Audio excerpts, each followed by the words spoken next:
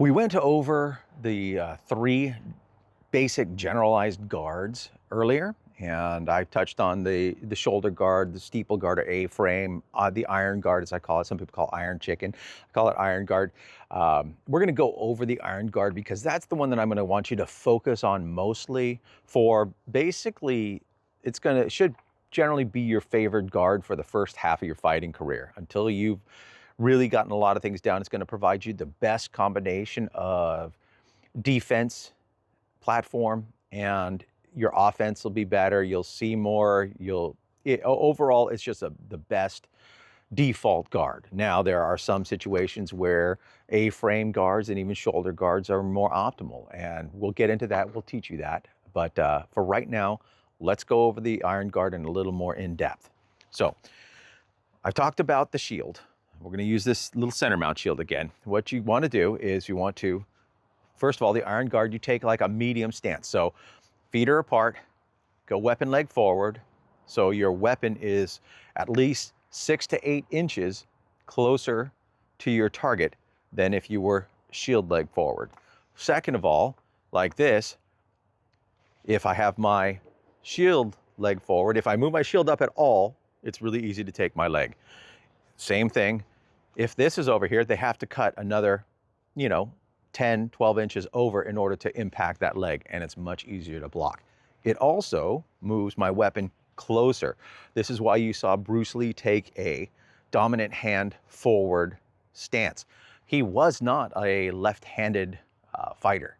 His right hand was his dominant, but he would go right leg forward because that would move those stronger attacks closer to the opponent.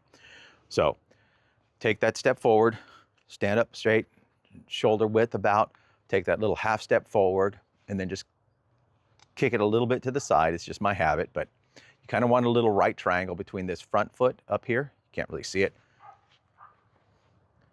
Boom, it goes back, and then a little right triangle here, back foot, then up to this one. There you go. And then I want it not to be straight up and down like this. This doesn't count.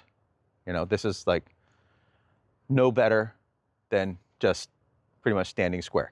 So I want you to be out here so that you can feel the weight moving front to back between the two. This will be like a medium stance. You can alter it just by bending the knees. You can be tall-ish or you can be low-ish by just crouching.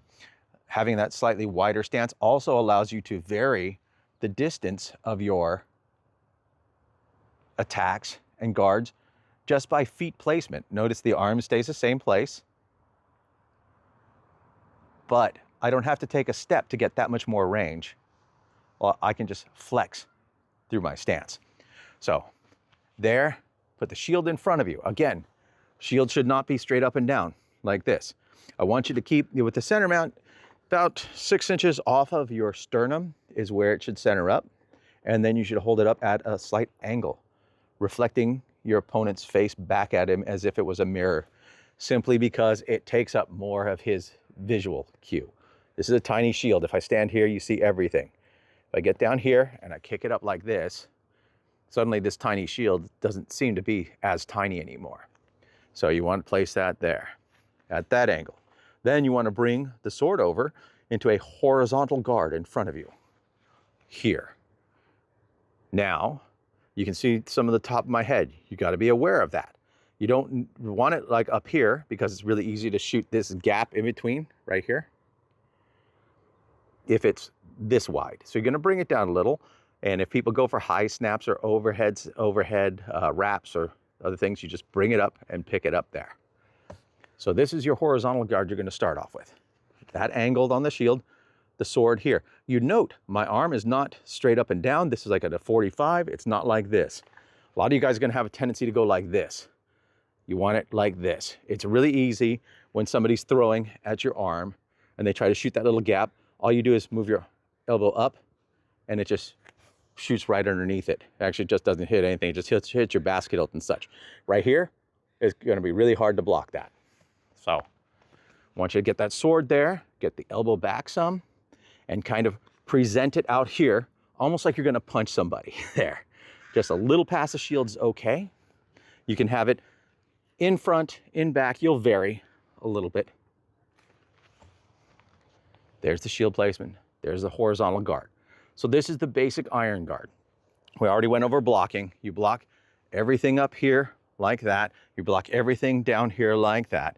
And what you want to do is you want to layer your blocks in the iron guard. So if somebody throws to the offside here, I'm going to not only bring my shield over, if they're going for an offside leg, maybe they're going to fake high, so I bring my sword over as well.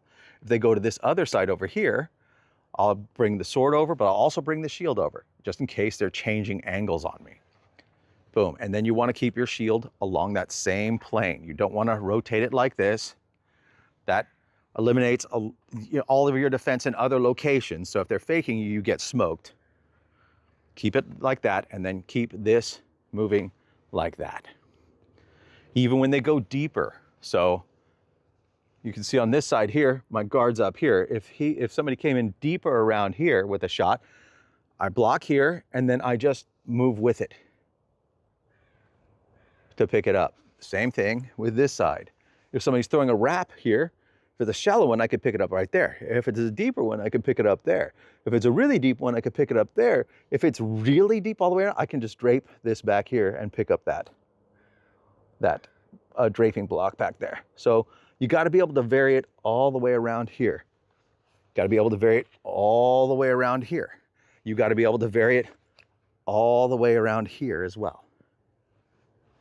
So shield placement, sword in the horizontal guard, pick up all your blocks like this, and you're going to have to learn to fire from that iron guard as well. You know, all the different shots you're going to want to do, you're going to have to learn to fire from that iron guard.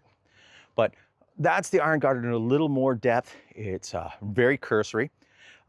It gets refined way, way more, and it's really easy to look at a guy when he's not in armor and go, oh, I just hit him there and there.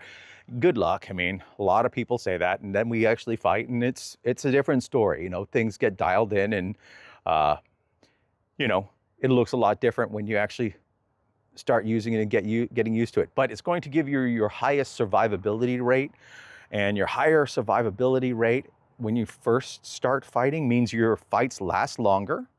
You can become calmer, and it builds a lot more confidence for you. So the longer you can fight means the longer time you're in armor practicing. If you go out there and you just get smoked right away and go back to the back of the line or whatever, that doesn't do you much good. Adopting a higher survival time style, including your defensive guard and stance, is ideal, especially when you're starting. Even in the long term, it's great, but in the beginning, it's very, very important to become really, really good at staying alive longer and longer on the field, because it just exponentially increases the amount of time you get to train with people. You also don't get exhausted like other people do. You notice that a lot of guys will end up throwing, 20, 30, 40 shots and they're winded. If you are very good at staying alive, you can fight longer and basically double the amount of practice time you get. All right, guys, so that's the iron guard.